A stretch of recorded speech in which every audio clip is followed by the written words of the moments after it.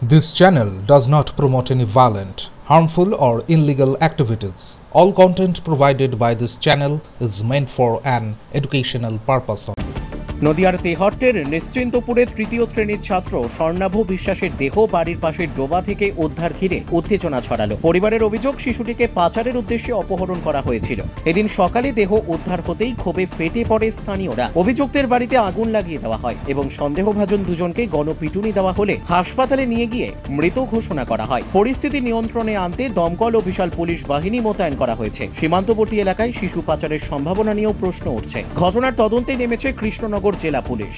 হ্যাঁ, এরকম একটা ঘটনার সেখানের মধ্যে খবরটা পাওয়ার পরেই আমাদের পুলিশ সেখানের মধ্যে এসছে এবং প্রাথমিক পর্যায়ের মধ্যে আমরা যেটা দেখতে পেয়েছি যে একটা বাচ্চা ছেলে স্বর্ণাভ বিশ্বাস বলে 8 বছর বয়স, তার ডেড বডি রিকভার হয়েছে এবং সেখানের মধ্যে জনতা একটু উত্তেজিত হয়ে সেখানে সাসপেক্টেড যারা আছে তাদেরকে সেখানের মধ্যে মারধর করেছে। আমরা তাদেরকে হাসপাতালে পাঠিয়েছি।